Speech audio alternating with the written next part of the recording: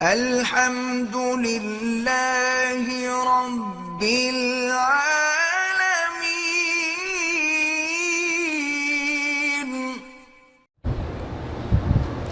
غیر فطری طریقے سے یعنی کوئی خاوند اپنی عورت کو اگر الٹے راستے سے استعمال کرنا چاہے تو اس پہ اللہ کی لعنت ہے۔ صحیح حدیث ہے میرے مدنی کی کہ من اتی فی دبر امرأتہ، جو آدمی اپنی عورت کو پیچھے سے کرتا ہے فعلیہ لعنت اللہ، اس پہ اللہ کی لعنت ہے۔ اب اس کی مرضی وہ لعنتی بنے۔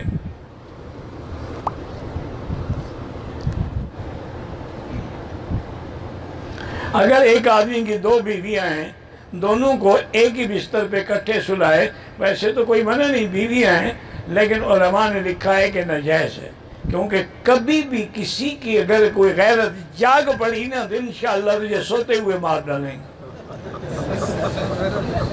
صبح کو لوگ اللہ کی رحمت سے جنازہ ہی اٹھائیں گے کہ شہید نساء، عورتوں کا شہید ہو گیا ہے۔ اگر کوئی لڑکی شوہر کی طرف سے زبردستی طلاق ملنے کے بعد خودکشی کرے، بالکل گناہ گار ہوگی۔ خاوند کی طلاق دینا اس کا گناہ ہے، تو اس نے تو بڑا گناہ کر لیا کہ خودکشی کر لی۔ بہرحال بالکل گناہ ہے، اور اتنا بڑی سخت سزا ہے کہ جیسے خودکشی کرے گی اسی طرح کی موت قیامت میں بھی ملے گی۔ میں نے بیوی کو سمجھایا ہے کہ دیوروں سے پردہ کیا کرو، تو وہ نہیں مانتی تو اس کو الگ رکھیں، اور دیوروں کو کہیں کہ اس کے گھر میں نہ آئیں۔ نہ مانے تو پھر طلاق بھی دے سکتے ہیں۔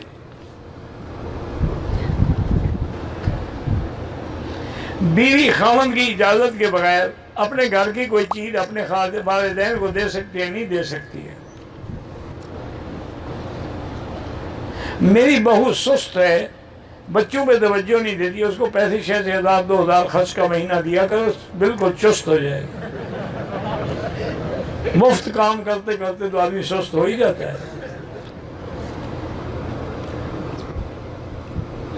میری بیٹی کا شوہر کروڑ پتی ہے، بیٹی کو خرچہ رقم ضرورت کے مطابق نہیں دے، اسی لیے جب آدمی بڑا ہوتا ہے نا، دل کا بڑا ہو، پیسوں کا بڑا ہونا تو کوئی بڑی بات نہیں ہے۔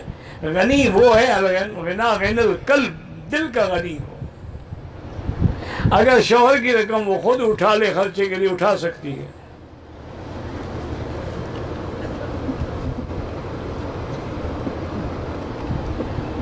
میرے ماموں نے بیٹی کا نکاح ایسے لڑکے سے کیا جس کی ماں کا نکاح پر نکاح کیا، تو لڑکے کا تو کوئی قصور نہیں نا، ٹھیک ہو گیا، اس سے تو نکاح ٹھیک ہے۔ ایک شخص اپنی بیوی کو ایک وقت میں 3 طلاقیں دے، وہ 3 ہوتی ہیں۔ ایک بیوہ عورت دوسری شادی اس نے کر لی، لیکن پہلے شوہر کے ایصال ثواب کے لیے عمرہ کرے، کوئی حرج نہیں، وہ بھی تو اس کا شوہر تھا نا اپنے وقت میں۔